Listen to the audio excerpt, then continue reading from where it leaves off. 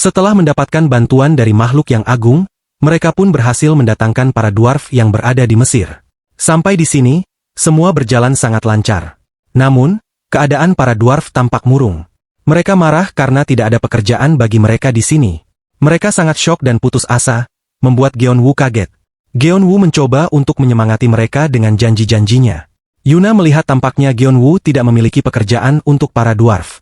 Ia pun bertanya kepada para dwarf apakah mereka memang spesialis dalam pembuatan alat sihir. Muta-muta dengan ragu menjawab bahwa mereka bisa membuat alat sihir.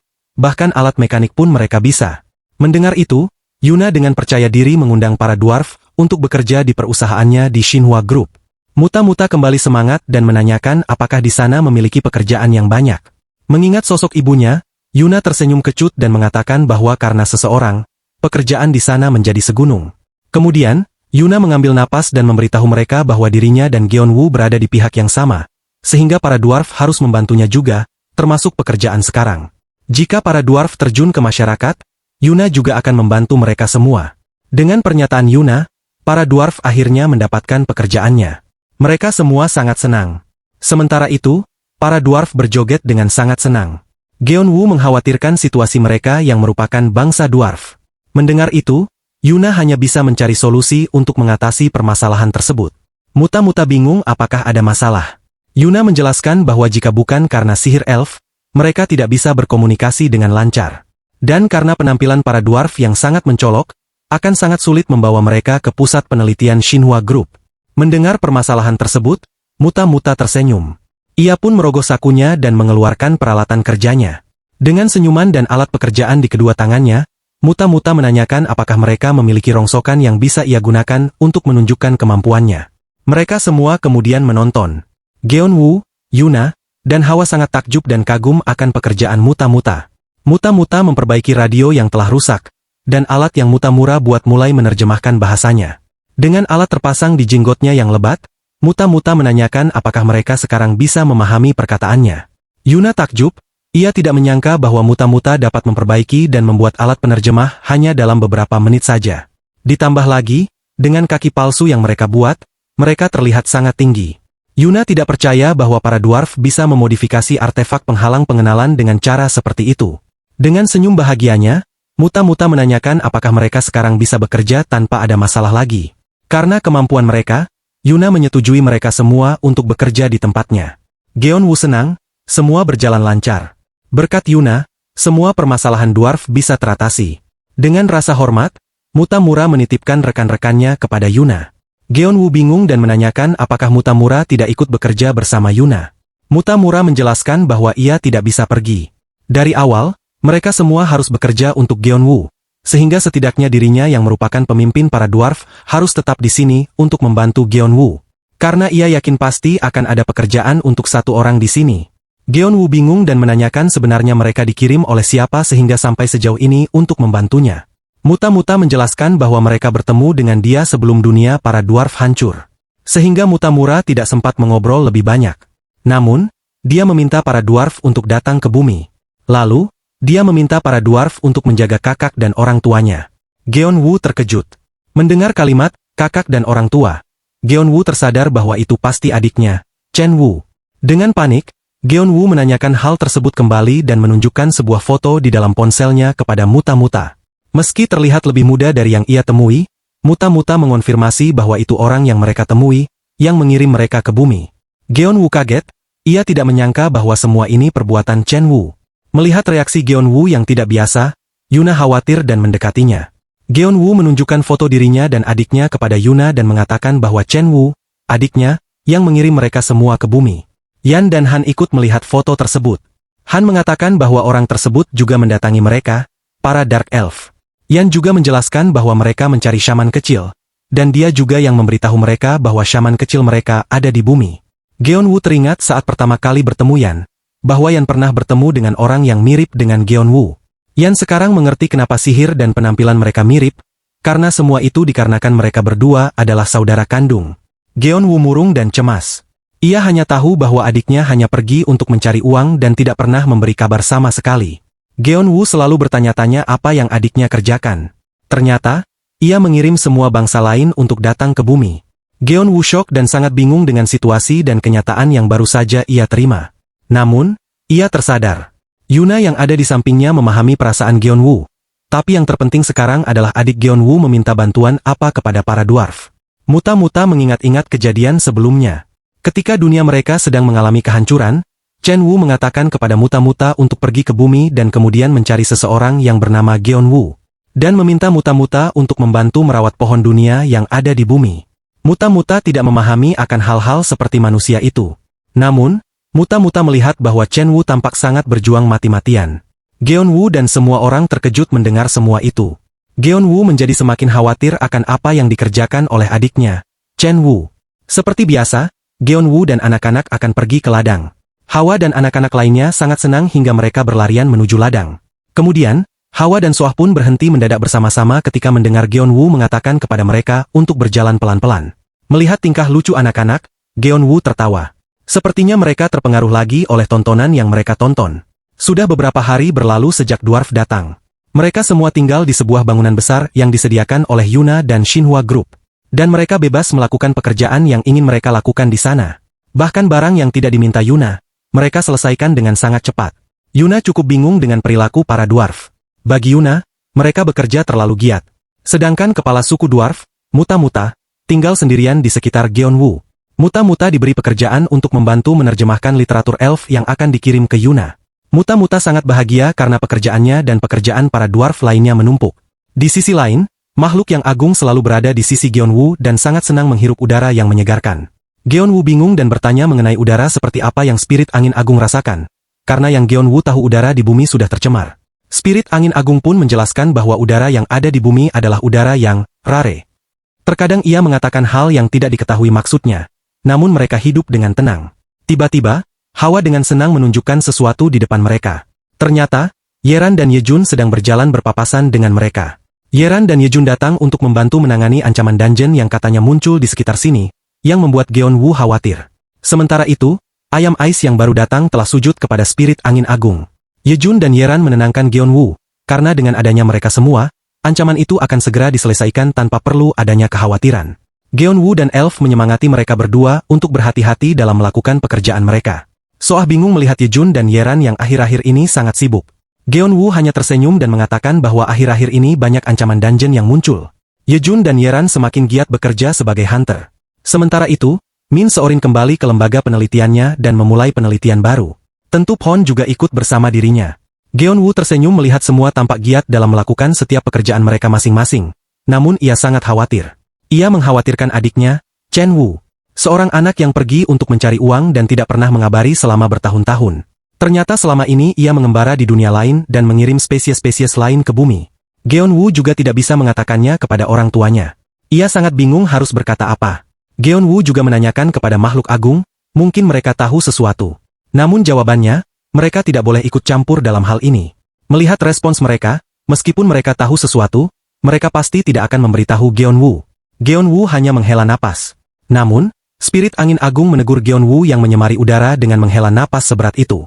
Geon Woo mengeluh karena merasa semua ini salah siapa sampai ia bisa seperti ini.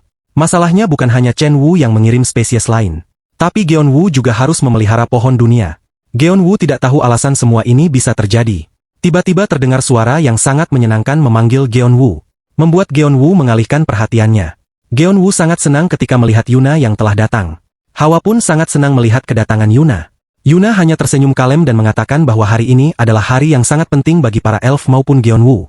Hari ini adalah hari menanam cabang pohon dunia yang selama ini tertunda. Dengan melihat pohon dunia di dunia elf yang mulai pulih. Sehingga Geon Woo dan yang lainnya yakin bahwa mereka bisa memelihara pohon dunia dengan baik. Geon Woo tidak menyangka bahwa pohon dunia bisa dipelihara dengan cara memberikan mereka daging. Semua ini ternyata hasil dari kepolosan seorang anak kecil. Sesampainya di tanah persawahan dungeon, Geon Woo disambut oleh semua spesies makhluk hidup yang sekarang tinggal bersamanya. Dengan mata berkaca-kaca, Han sangat terharu karena hari ini mereka akan menanam pohon ibu. Geon Woo hanya bisa tersenyum dan berbicara pelan bahwa ia akan berusaha. Spirit angin agung kesal dan protes kepada Geon Woo. Ia mengingatkan agar Geon Woo tidak melupakan anak-anak lain, dan mendesaknya untuk segera memanggil mereka. Geon Woo ingat bahwa para makhluk agung yang lain ingin dipanggil ketika menanam pohon ibu. Kemudian, Geon Woo meminta kepada Hawa untuk memanggil mereka semua. Dengan sangat senang, Hawa menyetujuinya. Dengan penuh kebahagiaan, ia bersiap untuk memanggil spirit agung, dan bus, muncullah semua spirit agung secara bersamaan. Spirit api yang agung sempat gelisah karena tidak dipanggil oleh Geonwoo. Geonwoo membela diri, mengatakan bahwa sebelumnya mereka bisa melihatnya meskipun tidak dipanggil. Menurut Geonwoo, seharusnya mereka bisa datang langsung untuk melihatnya sendiri. Spirit api yang agung protes karena menanam pohon dunia itu sangat langka di dunia. Sepertinya di bumi, manusia lebih suka menonton peluncuran roket secara langsung daripada menontonnya dari TV. Geonwoo hanya bisa diam dan menerima contoh yang diberikan oleh spirit api kepada dirinya. Kemudian, Muta-Muta menuntun Geonwoo menuju tempat yang cocok untuk menanam pohon dunia. Terlihat lokasinya terletak di tengah ladang persawahan Geonwoo. Muta-Muta menjelaskan bahwa setelah ia ukir, titik ini adalah yang paling banyak mendapatkan energi dari ladang pertanian dungeon. Geonwoo tersenyum, berarti tempat ini sangat cocok untuk melihat pohon dunia tumbuh. Geonwoo pun memulai menanam pohon dunianya. Ketika menanam, Geonwoo memikirkan banyak hal. Ia terkadang meragukan apakah jalan yang ia pilih ini tepat atau tidak.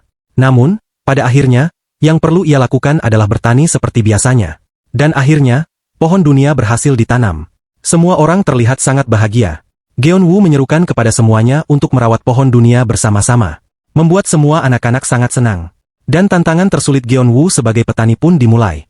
Pada waktu yang sama, di gedung Shinhwa Group, tampak seseorang yang jantungnya berdetak cepat. Sementara Phon menghadapinya. Seseorang itu mengatakan kepada Phon bahwa baru saja terjadi peristiwa yang tak terduga di dunia. Ia merasa hal tersebut terkait dengan pohon dunia. Kemudian, ia memanggil Phon sebagai Rook untuk mengikutinya. Tampak Phon mengikuti seseorang yang ternyata adalah presiden dari Shinhwa Group. Sementara itu, Hawa sangat senang melihat pohon dunia tumbuh. Ia begitu bahagia dan senang. Beberapa hari kemudian, Soah terlihat sangat lelah setelah bekerja. El memujinya karena Soah telah bekerja sangat keras sehingga pekerjaan hampir selesai. Tiba-tiba, El mengalihkan pandangannya dan melihat wajah Hawa yang tampak sangat merah, seolah menahan sesuatu. Dengan sangat keras dan berusaha, Hawa mengangkat sebuah batu yang cukup besar, membuat Geonwoo panik karena melihat Hawa memaksakan diri mengangkat batu besar tersebut. Sementara itu, Soah dan El terheran-heran dan kagum melihat kekuatan Hawa yang sangat besar, yang bisa mengangkat batu yang cukup berat. Dengan penuh tenaga, Hawa melemparkan batu itu, dan akhirnya ia merasa sangat lega. Namun, lemparan batu Hawa tersebut menimbulkan suara yang memekakkan telinga semua orang, membuat Geonwoo menegur agar ia lebih berhati-hati. Hawa hanya bisa tersenyum dan tertawa bahagia. Namun, Geonwoo dan anak-anak sangat senang karena pagar untuk pohon dunia telah selesai dipasang. Tiba-tiba muncul suara kesal dari belakang mereka. Muta-Muta datang dan melihat bentuk pagar yang dipasang oleh Geonwoo bersama anak-anak. Ia mempertanyakan apakah ini yang mereka sebut sebagai pagar. Dengan serius, Muta-Muta berkata bahwa jika Geonwoo mempercayainya, ia akan membuatkan pagar yang lebih baik dan menawarkan sebuah pagar sihir 3 elemen. Geonwoo dengan panik berteriak untuk tidak membuat pagar sebagus itu karena hal itu sangat berbahaya. Selain itu, Geonwoo melirik pohon dunia dan mengatakan bahwa itu terlalu kecil jika ingin membuat pagar sebagus itu. Sudah beberapa hari mereka menanam pohon dunia. Hawa selalu senang dan bahagia mengelus-elus pohon dunia. Pohon dunia tumbuh dengan baik tanpa adanya masalah. Meskipun ukuran pohon dunia sebesar kelinci bertanduk, Geonwoo tetap khawatir bahwa pohon dunia akan tumbuh sebesar pohon dunia yang ada di desa Elf. Ia mengkhawatirkan jika pohon dunia tumbuh sebesar itu, apakah tanah di persawahan dungeon bisa menahan pohon yang besar itu.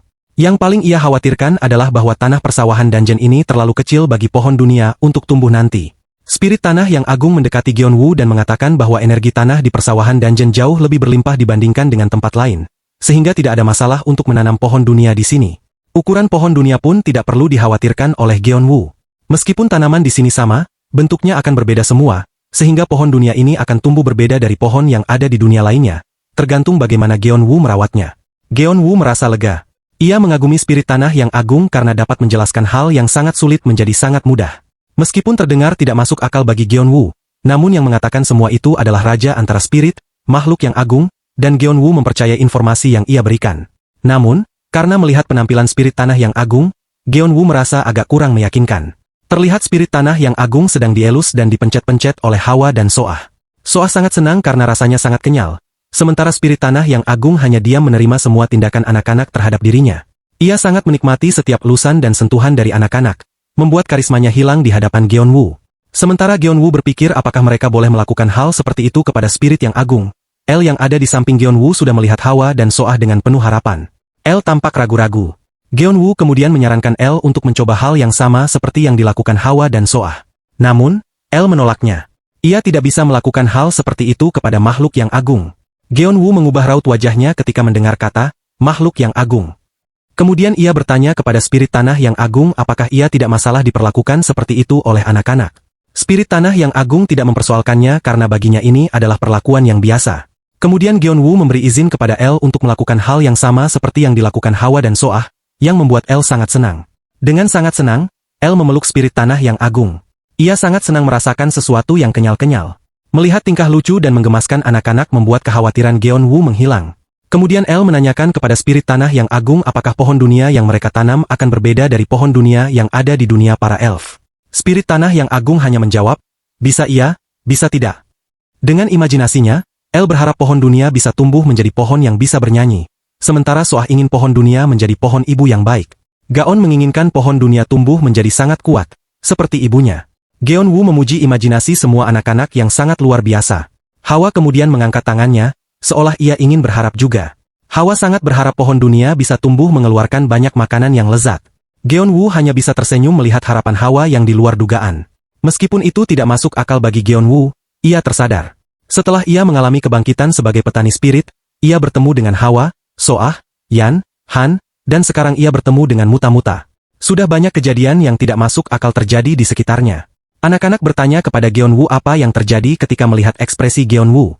Gyeonwoo hanya tersenyum dan mengatakan bahwa ia banyak belajar dari anak-anak, karena pemikiran mereka yang sangat murni. Hal itu membuat Gyeonwoo semakin menantikan bagaimana pohon dunia akan tumbuh ke depannya. Melihat ekspresi Gyeonwoo yang sangat ceria, Yuna menanyakan apakah ada hal bagus yang terjadi. Gyeonwoo terkejut ketika tiba-tiba Yuna datang menghampirinya. Sementara itu, Yuna mengagumi pohon dunia yang sekarang telah berbentuk seperti pohon. Melihat reaksi Gyeonwoo, Yuna dengan sedikit cemberut berkata, apakah Gyeonwoo tidak menyukainya ada di sini? Gyeonwoo hanya bisa tersenyum dan mengatakan bahwa ia hanya sedikit kaget. Sementara itu, Hawa dan anak-anak sangat senang melihat Yuna datang. Anak-anak sangat senang bersama Yuna, dan Gyeonwoo menanyakan maksud Yuna datang menemuinya. Yuna dengan senang hati ingin membicarakan kemajuan bumi milik spesies lainnya. Hal yang paling penting untuk menjalani hidup di bumi adalah pengetahuan yang luas. Dulu, mereka tinggal di dimensi yang berbeda. Kemudian, El pun mengadakan kuis pengetahuan umum tentang bumi kepada semuanya. Dengan semangat, El mengatakan bahwa pertanyaan-pertanyaan tersebut akan diberikan oleh Yuna. Yuna hanya bisa melirik ke Gyeonwoo. Gyeonwoo hanya tersenyum dan menatap Yuna. Yuna meminta penjelasan tentang kondisi saat ini.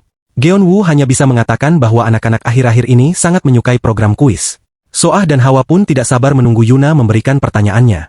Kemudian, Yuna mulai memberikan pertanyaannya. Kalian menemukan barang yang kalian inginkan di toko. Apa yang harus kalian lakukan untuk mendapatkannya? Semua orang terdiam dan tampak berpikir keras tentang apa yang harus mereka jawab. Muta-Muta dengan sangat percaya diri mengatakan bahwa itu adalah pertanyaan yang sangat mudah. Dengan percaya diri, ia menjawab bahwa ia hanya perlu membuat barang tersebut sendiri, seperti yang ada di toko, dan bahkan membuatnya lebih bagus lagi. El dengan tegas mengatakan bahwa itu adalah tindakan duplikasi. Sementara Yuna hanya bisa menepuk jidatnya. Kemudian, Soah dengan percaya dirinya berkata, saya adalah seorang senior agung bumi, saya harus maju dengan pertanyaan ini. Dengan penuh percaya diri, Soah melanjutkan, jawaban saya adalah meminta Gyeonwoo untuk membayarnya.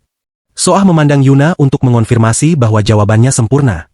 Yuna hanya bisa tertawa kecil dan mengatakan bahwa itu bukan jawabannya. Meskipun jika dipikir-pikir, itu juga benar. Soah sangat sedih karena salah menjawab, dan Hawa menghiburnya dengan cerianya. Sedangkan Layla menjawab bahwa mereka perlu menyewa toko tersebut terlebih dahulu. Gyeonwoo hanya bisa menggaruk-garuk belakang kepalanya. Saat Gyeonwoo menghela napas melihat semua jawaban orang-orang, Knight mendekatinya dan menanyakan apa yang terjadi. Gyeonwoo hanya menjawab bahwa Yuna menjadi kerepotan karena tingkah laku semua orang. Gyeonwoo kemudian memikirkan adiknya, karena adiknya semua ras datang ke bumi. Knight menanyakan apakah tidak ada kabar darinya. Gyeonwoo hanya menjawab bahwa ia sudah menyuruh lebah batu, yang setiap harinya memasuki dunia lain melalui High Pass Dungeon, untuk segera memberitahunya jika mereka menemukannya. Gyeonwoo merasa tidak enak karena perbuatan Chen Wu yang tidak memberikan kabar, sehingga Yuna harus mengatasi semua masalah ini. Padahal, Yuna adalah putri tunggal Shinhwa Group dan juga seorang alkemis. Terlebih lagi, ia mengidap sebuah penyakit. Knight tersenyum dan mengatakan kepada Gyeonwoo untuk tidak mengkhawatirkan Nona. Karena Knight sudah melayani Yuna sejak dulu, dan sudah lama sekali Yuna bisa kembali bahagia dan ceria lagi. Semua itu dimulai sejak Yuna bertemu dengan Gyeonwoo. Gyeonwoo hanya tertawa dan menjawab bahwa alasan yang tepat bukan karena dirinya, tetapi karena adanya Hawa. Namun, Knight mengatakan bahwa bukan hanya Hawa, namun pengaruh Gyeonwoo sangat besar terhadap Nona. Knight menambahkan bahwa Nona sangat bahagia ketika Gyeonwoo memberitahunya tentang rahasia Gyeonwoo. Sehingga Knight menyimpulkan bahwa Nona bisa tersenyum seperti itu berkat Gyeonwoo. Tiba-tiba, Knight membungkuk ke arah Geonwoo berterima kasih dan meminta bantuan lagi di masa depan.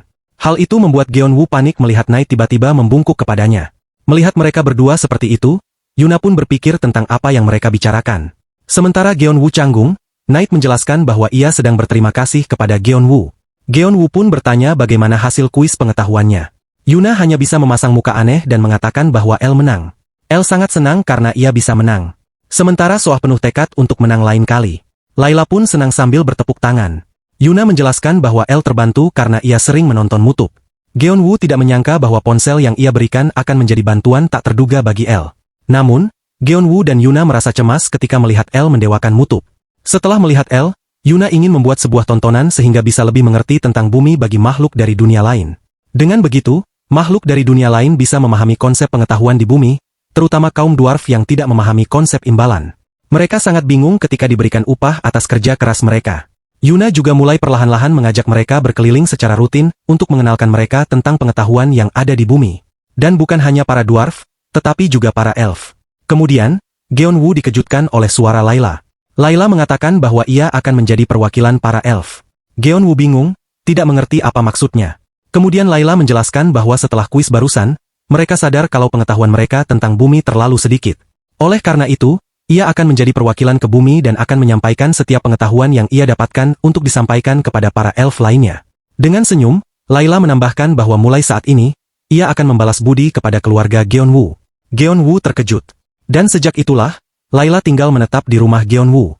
Setelah mereka keluar dari tanah persawahan dungeon, sementara Yuna dengan senang hati akan membawakan Layla pakaian nantinya, Geonwoo berpikir bahwa mungkin dengan adanya Layla, ia akan merasa nyaman tinggal di rumahnya.